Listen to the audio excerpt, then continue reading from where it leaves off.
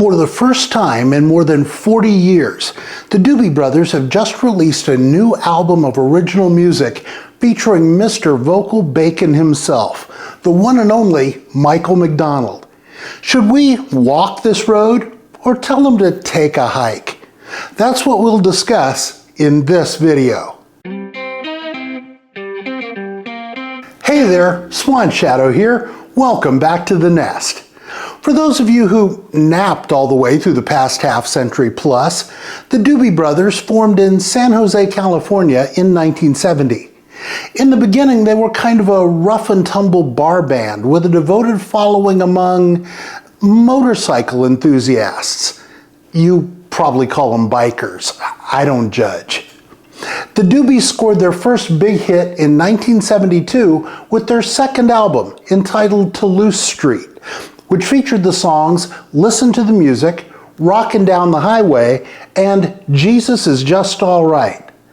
By the time they recorded their sixth studio album, Taking It to the Streets, released in 1976, the band had added a keyboardist, singer, and songwriter by the name of Michael McDonald, mostly because band leader Tom Johnston was having some health issues and needed to step back from performing for a while. McDonald, who'd cut his teeth as a backing vocalist for Steely Dan, brought a soulful new element to the band's sound, which ultimately resulted in their biggest selling album ever, Minute by Minute, in 1978. But by the start of the 1980s, the wheels had begun to fall off the Doobie train. In 1982, the band decided to break up following a pair of farewell concerts at the Greek Theater in Berkeley, California. I have in my hand my badly faded ticket to the first of those two concerts on Friday, September 10th, 1982. Every musician who'd ever been a member of the Doobie Brothers, which was more than a dozen by that point, came back to play the band off. However, the Doobies, like comic book villains, never really died. The band's 1972 to 1974 pre-McDonald lineup reformed in 1989 to record Cycles, the Doobies' 10th studio album. And since then, the band has alternated sometimes lengthy hiatuses with periods of activity, the only real constants being two founding members, singer-guitarists Tom Johnston and Patrick Simmons, and early 80s add-on multi-instrumentalist John McPhee. Notably, none of the half-dozen albums that followed Cycles would feature Michael McDonald, who had gone on to become a major solo star. Flip the pages ahead to a few years ago when cracks in the ice began to form. McDonald returned to tour once again with the Doobies. Rumors started to circulate that the reunited band might record a new studio album. And indeed, they have. The new record is entitled Walk This Road, and it features a four Doobie lineup of Tom Johnston on guitars and vocals, Patrick Simmons on vocals, guitars, and other stringed instruments, John McPhee on guitar, mandolin, harmonica, violin, cello, pedal steel, and possibly kitchen sink. And yes, Michael McDonald on keyboards and vocals, plus a host of side personnel and producer John Shanks, who co-wrote all 10 of the songs on the album and contributes instrumental support of some kind on each of the tracks. This is now the first time since 1976 that Johnston, Simmons, and McDonald have appeared together on an original Doobie Brothers album. But the question is, was it worth the wait? Let's go through the material and see. Walk This Road, the opening and title track, comes out swinging with that vintage Doobie Brothers sound. Good time bar band blues rock with a toe-tapping beat. I like how there's a different lead voice on each verse of this song. Michael McDonald starts it off with that unmistakable soulful growl. Then Tom Johnston picks it up with his trademark raspy tone. Then we get a surprise guest, Mavis Staples, the last surviving member of the legendary soul and gospel group, the Staple Singers, comes in for the bridge. The woman is 85 and is still bringing the fire. Then Patrick Simmons joins in, and all four vocalists trade off as they bring the song home. It's a great start to the album. Next up is Angels and Mercy, with Patrick Simmons on lead vocal. This one incorporates some bluegrass flavor, courtesy of John McPhee on mandolin and violin. He throws in a little bit of harmonica there as well. And Simmons himself plays dobro and acoustic guitar. But make no mistake about it, this is a rock-solid rocker through and through. And it serves as an excellent reminder that the Doobie Brothers have always incorporated a broad spectrum of influences in their music. It's always been diverse and eclectic, going all the way back to their very first album.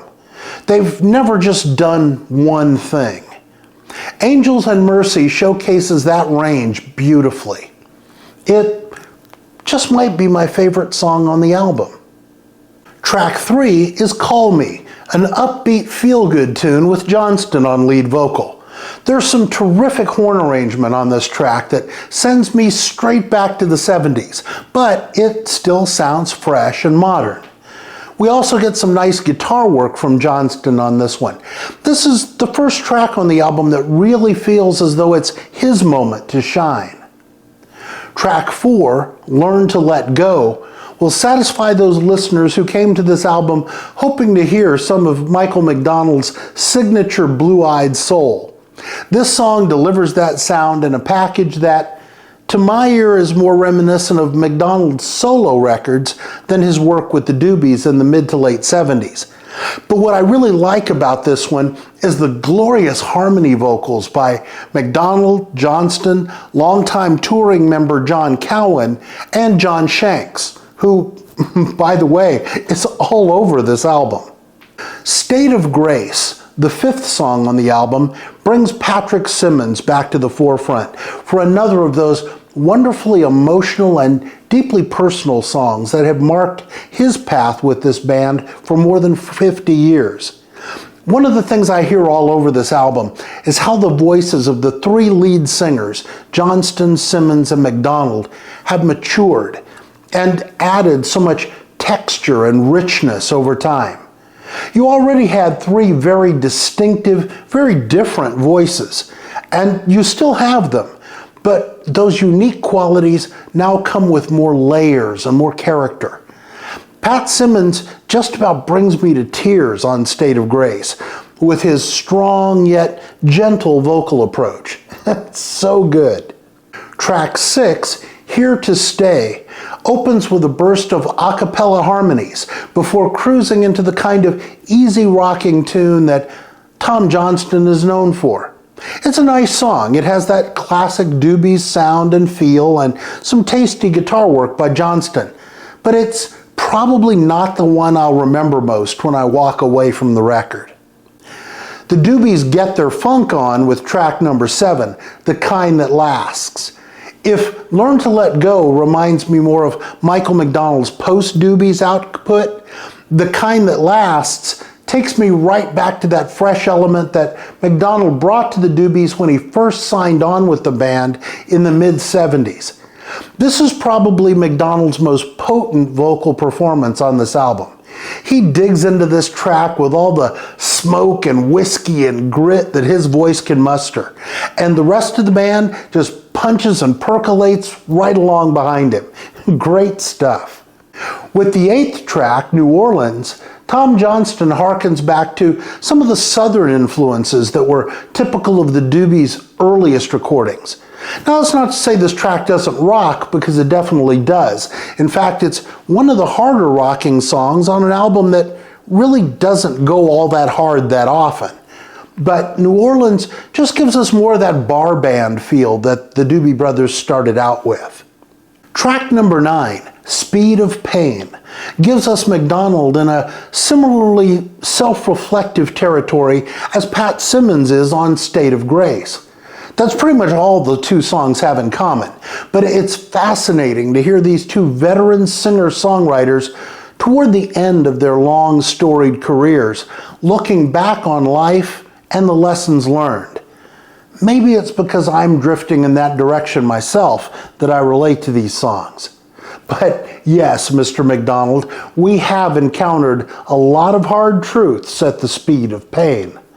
And no doubt we'll encounter a few more before life is finished with us. The final track on the album is Lahaina, the band's tribute to the people of Maui in the wake of the wildfires that devastated Hawaii's second largest island. McDonald and Simmons teamed up with John Shanks to compose this one. It's interesting because it's the only track on the album that represents a writing collaboration between any of the three key Doobie Brothers. Lahaina is heartfelt and touching without getting saccharine, and it features some genuine Hawaiian connection. Vocalist Henry Kapono and ukulele wizard Jake Shimabukuro guest star on this track. Mick Fleetwood, who owned a restaurant on Lahaina's front street that was destroyed in the fires, plays drums. Having spent a portion of my own childhood in Hawaii and many happy times as an adult in Lahaina specifically, this one really hits for me. So what's the bottom line?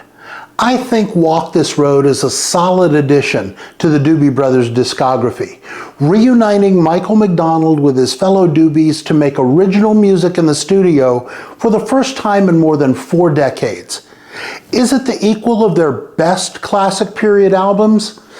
I wouldn't say that necessarily, but it's a collection of fine material written and performed with style and class. There honestly isn't a single bad song on this record, and there are several tracks that I will happily come back to again and again. The title track, Angels and Mercy, State of Grace, Learn to Let Go, The Kind That Lasts, Speed of Pain, Lahaina, they all stand tall alongside the rest of the band's long and legendary catalog. Oh, Call Me, also. The song title, not an instruction. Please, don't call me. And look, I give massive props to legacy bands that aren't content to coast on their past glories, but continue to challenge themselves to make new music and add to those legacies. The Doobie Brothers are still in the game and bringing out fresh, original music for their fans to enjoy. For that, kudos to Messrs. Johnston, Simmons, McDonald, and McPhee. What's my verdict? Uncle Swan is giving Walk This Road by the Doobie Brothers make that 7.5 tail feathers. Well worth checking out if you love you some Doobies. And when you're finished with the Doobies, maybe give this record a listen. Coming up, I just received the new album by Styx in the mail today. It's called Circling from Above, and I'm looking forward to diving into that one and letting you know what I think about it right here on this channel. Toward that end, why don't you subscribe and key in notifications so you'll be alerted immediately when that review and a host of other upcoming content comes online. And if you enjoyed this video, a thumbs up from the like button would be greatly appreciated. I'll see you when I see you. And until then, you know the drill. Is there gas in the car? Yes, there's gas in the car.